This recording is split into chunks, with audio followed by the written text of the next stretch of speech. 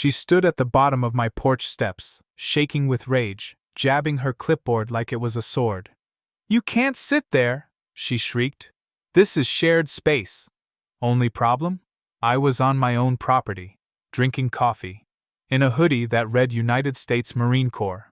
She threatened citations, compliance enforcement, and something called transitional porch zoning.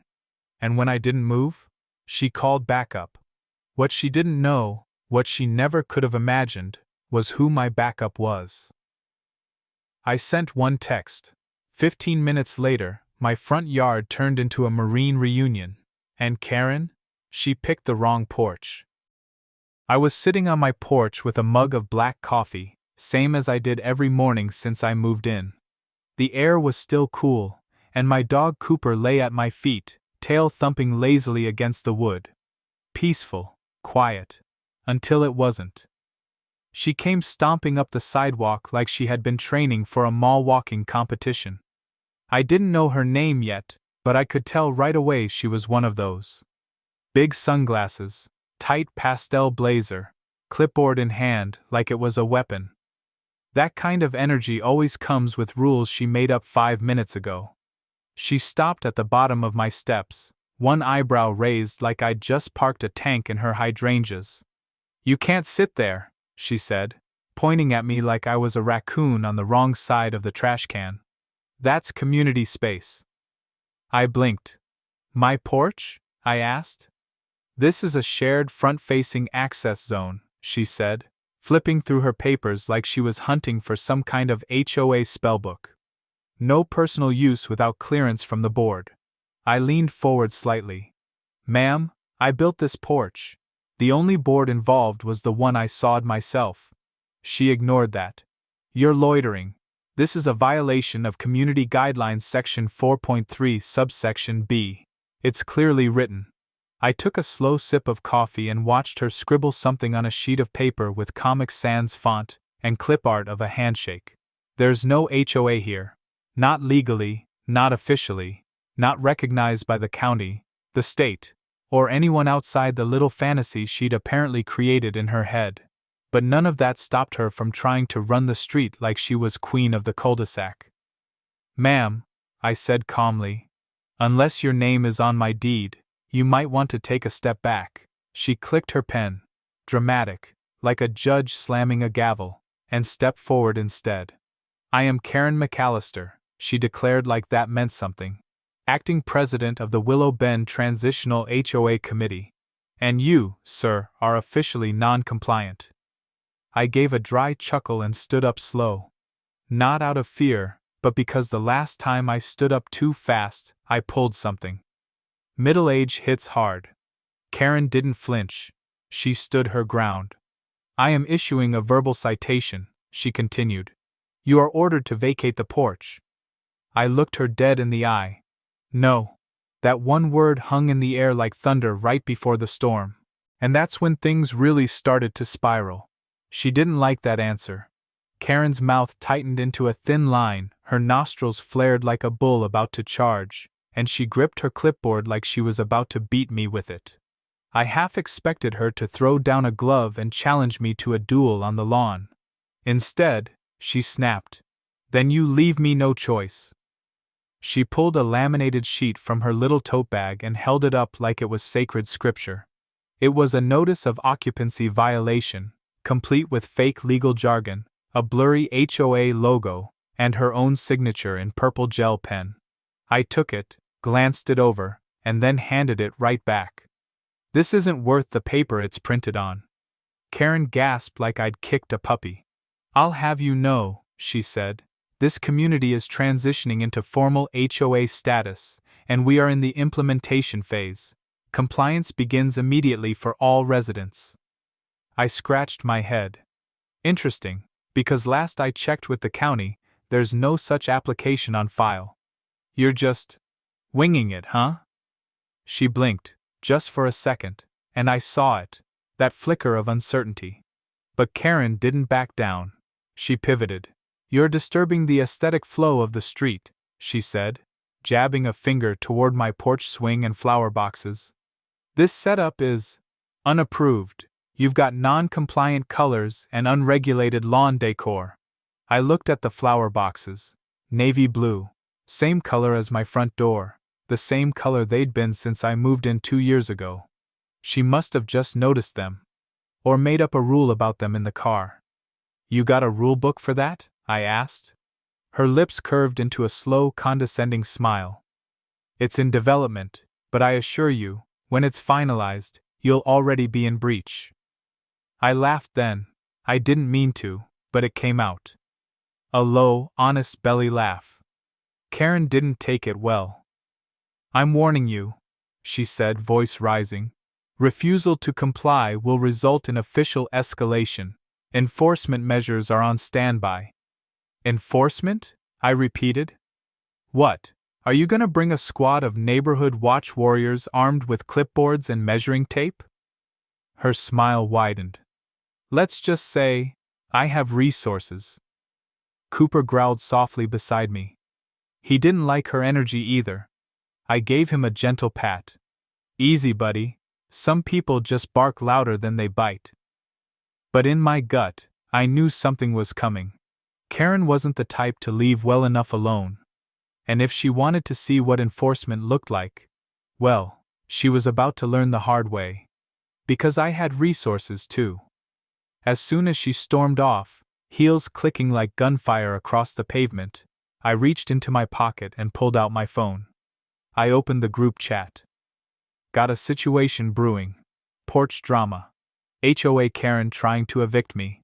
Might need backup. I hit send. Didn't take long. The first reply came in 5 seconds flat. Tyler. You want recon or full armor? Then another. Jack.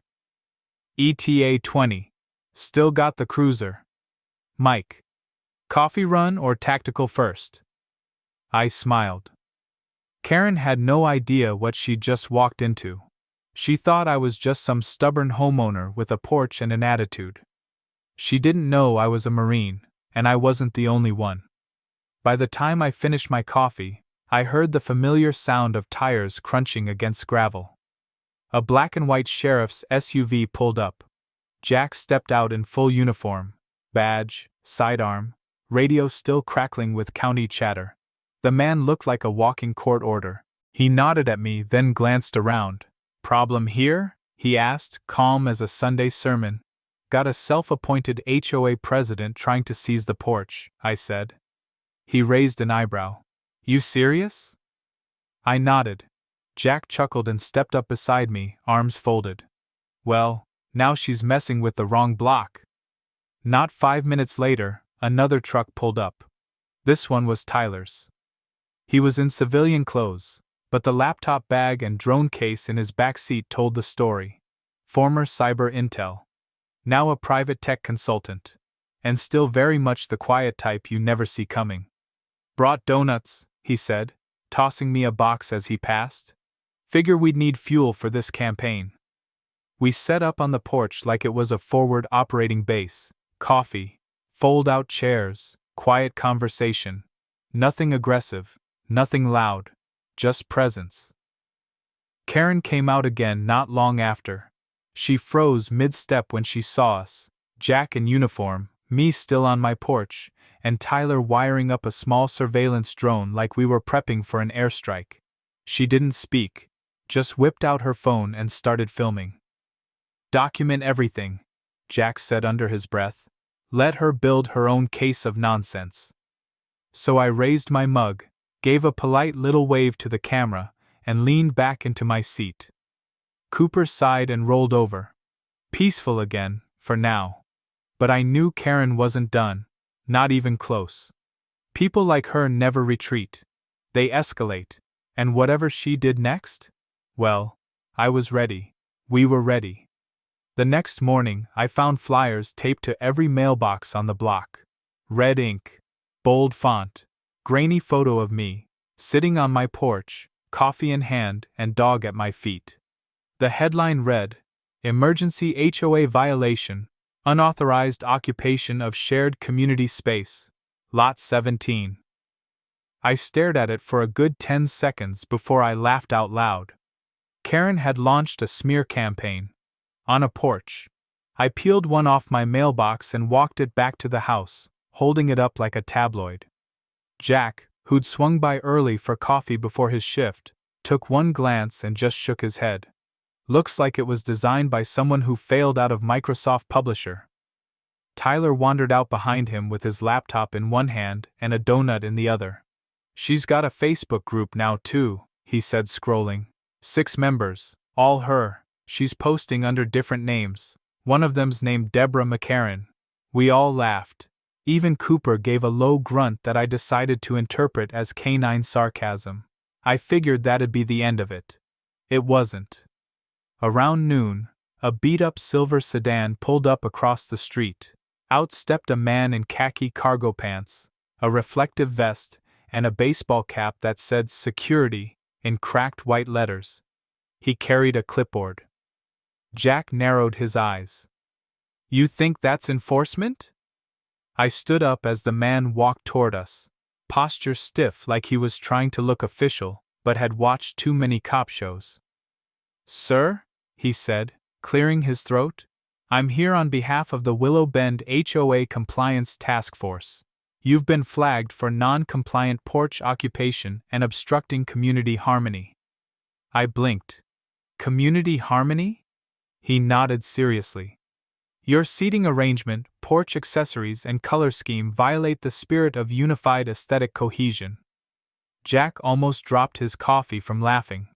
Do you have ID? I asked. He reached into his vest and pulled out a laminated card. It was a gym membership with his name written in Sharpie. Jack took it, turned it over, and then handed it back with a straight face. Sir, this is a Planet Fitness card. The man shrugged. It's dual use. Tyler had already started filming. I stepped forward. You've got 60 seconds to get off my property, or I'll have you cited for impersonating a public officer. He looked back toward Karen, who stood behind her screen door, recording everything. Then he turned and left without a word. The sedan stalled twice before finally pulling away. Karen had gone from clipboard queen to community LARPer, and I had a feeling her next move would be even bigger. I should have known she wasn't done after the fake security guy. Karen didn't believe in backing down. She believed in doubling down. The next morning, I heard the sound of wood being hammered into the ground. Not from construction, not from repairs. No. It was Karen, in her purple visor and HOA president t-shirt, planting wooden stakes on the edge of my front lawn. She'd tied red caution tape between them like she was marking off a crime scene. At the center, laminated and zip-tied, was another flyer. This one read, Designated Conflict Zone, Pending HOA Annexation.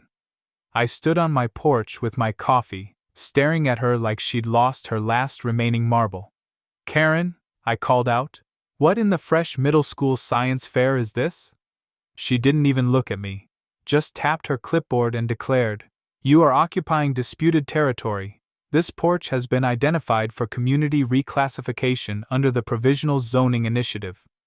I blinked. You're trying to zone my porch? Karen turned toward me, arms folded like she'd just claimed victory in a suburban land war. As acting president, I have the authority to designate transitional regions for aesthetic rebalancing. I glanced at Tyler, who had just stepped outside with his drone. Is that a real thing? I asked. He shook his head. No, but I think she believes it. I looked back at Karen. You're putting caution tape on someone's porch, and you think that's legal? It's not caution tape, she snapped. It's boundary designation ribbon. Jack showed up right then, sheriff SUV rolling up like divine timing. He stepped out, took one look at the scene, and muttered, You've gotta be kidding me. Karen turned on him immediately. This is official HOA business, she said, holding up her laminated flyer like a badge. We're in the middle of a boundary review process. Jack didn't even flinch. Ma'am, you're taping off a man's porch like it's a crime scene. It's a shared transitional space. Jack pointed to the property line marker in the grass. No, it's not. Karen's face turned redder than the ribbon she'd just hung. I stepped down from the porch and looked her square in the eye. You want to keep pretending this is your neighborhood? Fine. But you're not dragging anyone else into your delusion. She sneered. We'll see what the board says. What board? That was when she hesitated. Because deep down, even Karen knew. There was no board. There was just her. And she was losing control. I thought maybe, just maybe, the caution tape standoff would be the end of it. But Karen wasn't interested in surrender. She was plotting. The next afternoon, 2 police cruisers rolled into the neighborhood, lights on, no sirens, just quiet authority. Karen came marching out of her house like she'd summoned them herself. Phone in one hand, binder in the other, practically vibrating with triumph.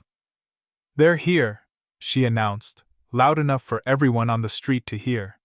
Law enforcement is here to resolve the occupation. Occupation. Like we were foreign invaders camped on enemy soil. I stood from my porch and calmly walked down to meet them. Jack was already there, badge on his belt, sipping coffee like this was just another Tuesday. Tyler hovered in the background with his drone, capturing everything. The first officer stepped out. Young guy, professional stance. The second followed, and I froze for a split second. It was Ryan. Corporal Ryan Gaines, my old squad mate from Afghanistan. We locked eyes. His face lit up. Sergeant Hayes? Corporal, I said with a grin. Been a while. We shook hands, and I swear Karen's soul left her body right then and there. Ryan turned to his partner. This is who we're here for? His partner nodded, then looked to Karen.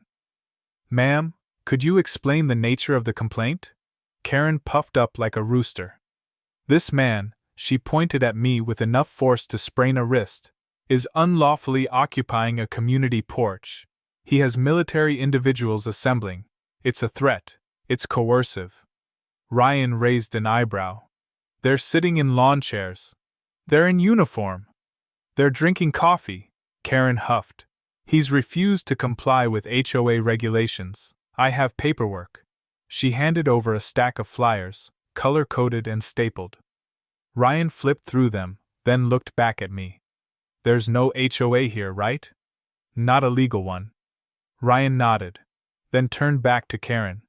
Ma'am, he said gently, we've checked with the county.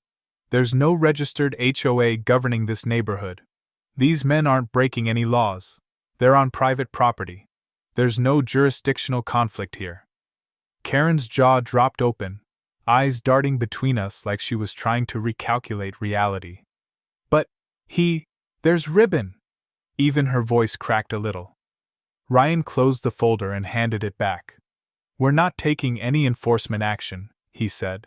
But I'd advise you to stop distributing false legal documents before someone files real charges. Karen didn't respond, just turned and stormed back toward her house, muttering something about calling the mayor. Ryan gave me a look. The kind of look that said some things never change. We both laughed, but I knew something else now. Karen wasn't just delusional, she was determined. That night I couldn't sleep. Not from stress. No, by now, Karen's antics had become background noise. But because something didn't sit right. Her desperation, her obsession with this fake HOA. The way she talked like it was real. So I did what any stubborn Marine with a few hours to kill and a hot pot of coffee does best. I started digging. County records, zoning maps, deed filings. I knew where to look, and I wasn't afraid to look deep. I pulled up the neighborhood registry and found what I was hoping I wouldn't. There was no HOA, not now, not ever. But 2 months ago, there had been an application.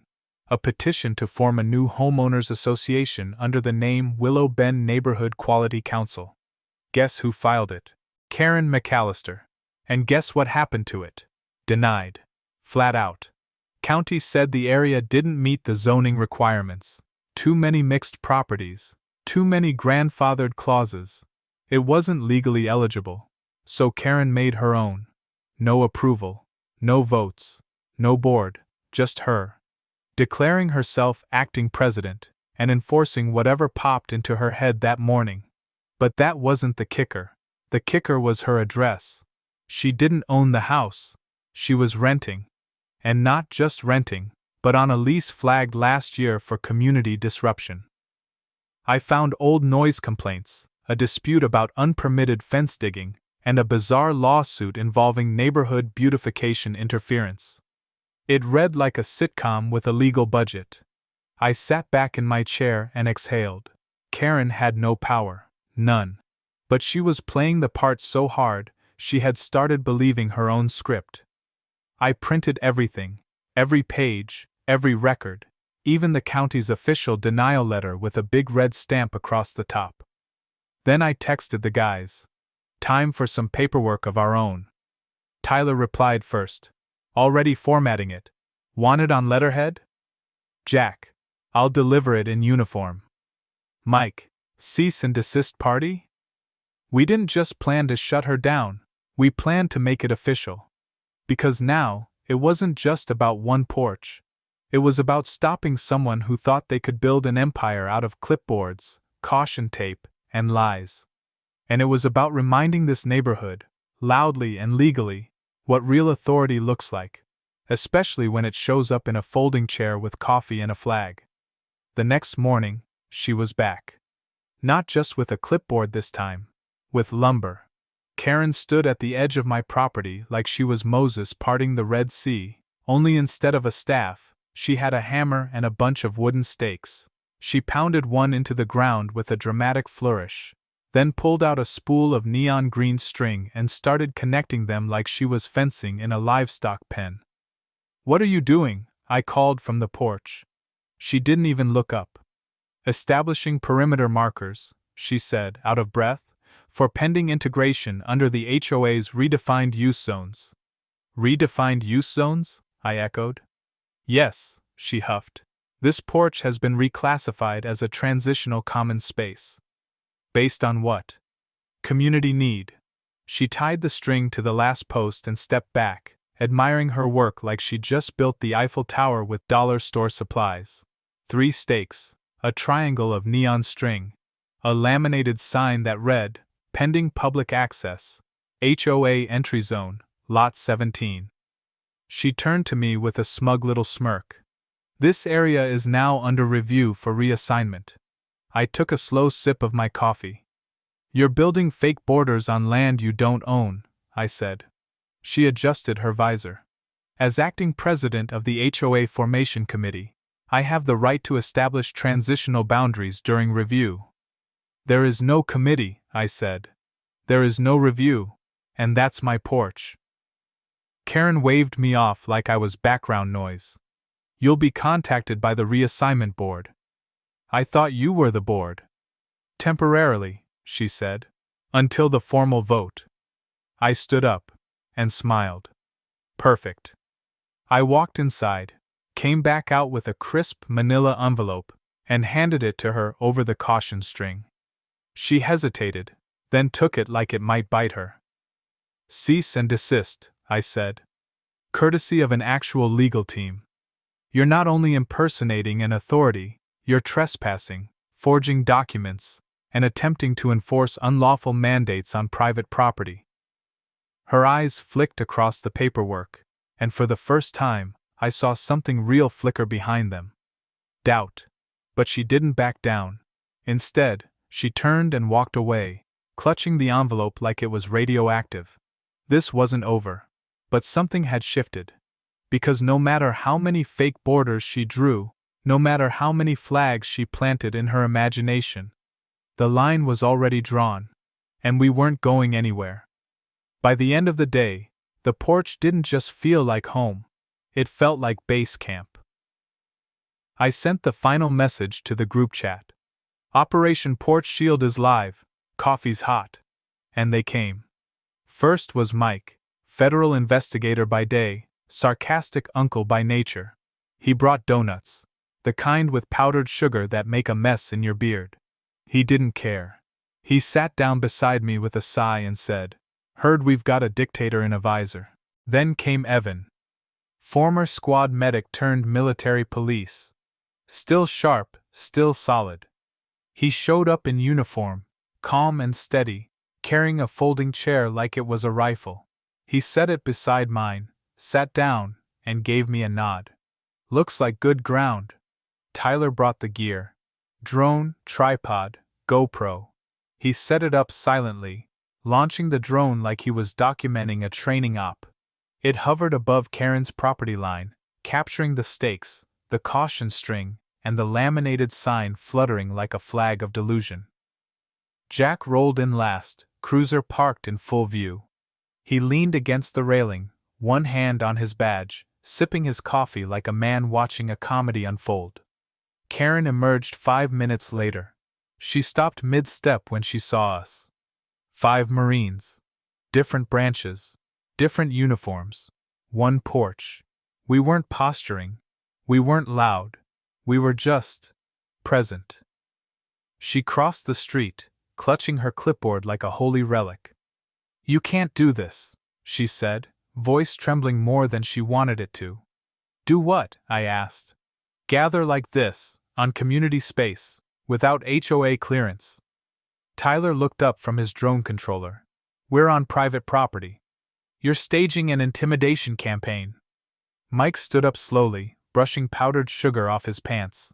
"You've been impersonating legal authority, trespassing, issuing fake citations, and now you're making false accusations on video. We've documented every minute." Karen's mouth opened, but no words came out. Evan, still seated, added, "You might want to reconsider your next move." Karen looked around. Neighbors had started to gather again. Not close, but watching. Curious. A few filming. One guy across the street lifted a lawn chair and gave us a thumbs up.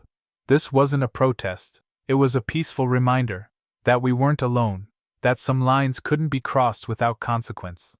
Karen turned, stormed back to her house, and slammed the door. But I had a feeling she wasn't licking her wounds. She was reloading. And the next thing she threw our way? We'd be ready for that too. She came back with reinforcements. Well, sort of. Greg. Yeah, that guy again. Same reflective vest. Same clipboard. But this time, he brought a friend. Some guy in khakis and a golf shirt who looked like he'd been dragged off a barbecue and promised a gift card. They stood across the street, the new guy holding a cheap camcorder. Greg cleared his throat like he was about to address Congress. "This is an official recording of an HOA enforcement action," he announced. "These individuals are unlawfully occupying a disputed transitional space and are now subject to porch shutdown." I looked at Jack. Jack looked at me. And we both started laughing. Mike didn't laugh, though. He stood up, calm and deliberate, and walked down the steps with a folder in hand. "You really want to keep playing this game?" he asked. Greg faltered, glancing at the camcorder guy like maybe this wasn't going how they rehearsed. Mike opened the folder and pulled out the cease and desist letter we'd filed 2 days earlier. It was official, legal, stamped. "You're impersonating an enforcement officer, again. You're trespassing, again. And now, you're publicly threatening action based on non-existent laws." Greg looked back at Karen's house. She was on the porch, filming. Probably thought this was her big win. "Want to add harassment to the list?" Mike asked, holding up his phone to record. "Because we're collecting evidence too." The man with the camera slowly lowered it. Greg mumbled something about verifying paperwork, then turned to leave. But Mike wasn't done. "One more thing," he said. "The flyers you posted? The ones with fake HOA logos? That's trademark infringement. The actual Willow Grove HOA across town is considering legal action. You've got 24 hours to remove every flyer or they'll file." Greg stopped walking. "Wait, what?" "Yeah," I added. "Turns out the real HOA doesn't like being impersonated by someone with a printer and delusions of office." Greg cursed under his breath and practically jogged back to the car. His camera guy followed, fumbling with his tripod. They peeled off down the street like kids ditching class. Karen stood alone on her porch, still filming. But her hand was shaking now. Not from rage, from fear. Because the law had finally caught up to her lies, and the walls of her imaginary kingdom were starting to crack. But Karen? Karen wasn't done just yet. The envelope was thick and cheap, the kind you buy in a 10-pack from the dollar store. It was wedged into my mailbox like it had been shoved in a hurry. The return address? Karen McAllister. I opened it on the porch, Cooper at my feet and Jack sitting across from me, already shaking his head like he knew it was nonsense before I read a word. Inside was a printed packet titled, Formal Legal Complaint, McAllister vs. Hayes, Small Claims Court Filing. Filed under her name. Alleging emotional distress. Disruption of community harmony. And, this part actually made me snort out loud. Unauthorized military occupation with intent to intimidate. She was suing me for $15,000 and demanding mandatory relocation of porch furniture to an HOA-approved neutral site. Jack laughed so hard he had to sit his coffee down before he spilled it. I think we've reached the grand finale, he said between wheezes. I took a photo of the paperwork and forwarded it to Vince. Vince was a former JAG officer, smart, methodical, and so calm you'd think he practiced mindfulness with a sword in his lap. He called me within the hour. She filed it herself, he said, already amused. And it's garbage, no legal standing, zero jurisdiction. The HOA doesn't exist, and she has no authority over any of the properties she's referencing. This thing won't even make it to a hearing. Still, Vince insisted on doing it by the book. We'll respond formally, shut this down tight. And he did. The counterclaim we filed included property deeds in my name, county records showing the HOA application was denied, cease and desist evidence, footage from Tyler's drone showing her trespassing and planting stakes, screenshots from Karen's own Facebook posts, including the one where she said, "Once the HOA gets real, I'll already be president." That last one? Vince highlighted it and clipped it to the front of the file. 3 days later, we got the response from the court. Case dismissed. No hearing. No appeal. The judge's note was brutally clear. No evidence of a legal HOA. No authority to enforce. Respondent owns the property in question. No actionable violation exists. I showed the ruling to Jack. He whistled low. She's gonna spin out. And she did. Not quietly. She came back with signs. Real ones. Handwritten. 3 neighbors with glittery posters that said things like "Stop Porch Tyranny" and "Defend our HOA Vision." It looked like a protest, but it felt like a last gasp, and the air was running out. They stood out there for hours, 3 neighbors who clearly didn't know what they'd signed up for. One of them held a sign that said "End Porch Occupation," except "occupation" was misspelled and the glitter had started flaking off. Karen paced behind them like a frustrated marching band leader without a tune. She shouted now and then about neighborhood sovereignty and silent takeovers. No one listened. Jack leaned against the porch railing, arms crossed. "She's officially out of material." "Yeah," I said. "Now she's just burning fuel." The real blow didn't come from us. It came from the actual HOA a few miles away, the real Willow Grove Neighborhood Association. Turns out, Karen had been using their name and logo on her flyers, her emails, even on the camcorder guy's intro. Someone tipped them off. Probably Greg, once he realized he'd been drafted into crazy camp with no exit plan. They sent a formal cease and desist, not just to Karen, but to her landlord. And that was the second blow. See, her landlord didn't know about any of this. Not the fake HOA, the trespassing, the flyers, the social media circus. He found out when his inbox was flooded with legal notices and neighborhood complaints. Within 48 hours, Karen got served. Termination of lease. Violation of tenant agreement. Creation of hostile community conflict. And the cherry on top? Exposing the property to legal risk without the owner's knowledge. We watched her pack up over the course of a day. No clipboard, no visor, just cardboard boxes and frantic movement. Her signs had already been taken down, and her 3 protest friends were nowhere to be seen. I didn't say a word to her. Didn't need to. She knew. Every time she glanced over at the porch, her eyes dropped fast. There was nothing left to argue, no board to call, no signs to hold. Just silence. As the moving truck pulled away, Cooper lifted his head and gave a soft huff. Even he knew. The battle was over. Karen's kingdom, her fake authority, her handmade flyers, her color-coded delusions, was gone.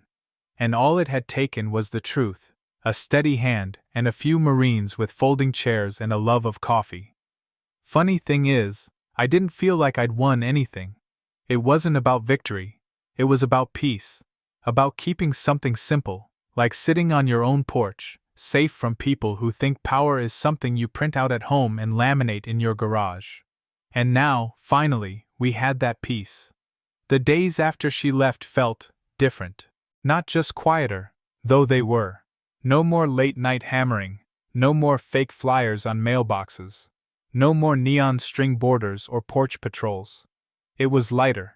Like the whole street had finally unclenched its jaw. Neighbors who used to rush into their garages now lingered on their lawns. A few even wandered over with muffins or homemade jam. Someone brought a peach cobbler with a sticky note that said, "Thanks for defending the porch." We didn't talk about Karen. We didn't have to. Her absence said everything. Tyler came by with a flash drive and handed it to me like it was a national treasure. "What's this?" I asked. Operation Porch Shield, full cut, drone footage, court documents, Facebook screenshots, all of it. Set to music. Music? Fortunate son. Just a little intro, he grinned. That weekend, we projected it on the side of my garage. Whole block showed up. Lawn chairs, blankets, dogs on leashes, kids running in the yard. Someone brought a popcorn machine. Jack parked the cruiser out front just for fun. We watched the entire saga unfold on screen, laughing in all the right places. Karen's red tape stakes, Greg's gym membership ID, the tow truck lifting her car in the background while she screamed about justice. When the final scene played, the flags going up, Marines standing shoulder to shoulder, the crowd clapped. Not for me. For what it meant. Community. Truth. Not backing down when it mattered. And after all the sound and fury Karen threw at us, that's what we were left with. Stronger neighbors. Wider smiles. A porch that had become more than wood and nails. It was a symbol. So we gave it a name. Not officially.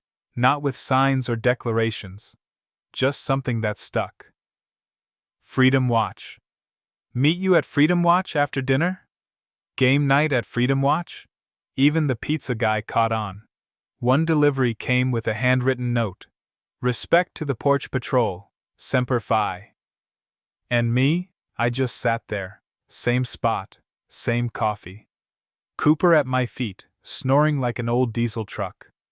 The flags flapped above me, stars and stripes up top, Marine Corps flag just beneath. Nothing grand, nothing loud, just peace earned the right way. And as the sun dropped low, casting that soft amber glow across the porch, I raised my cup and gave a small nod to no one in particular. You pick a fight with a porch, I whispered. Sometimes the porch fights back. And this one?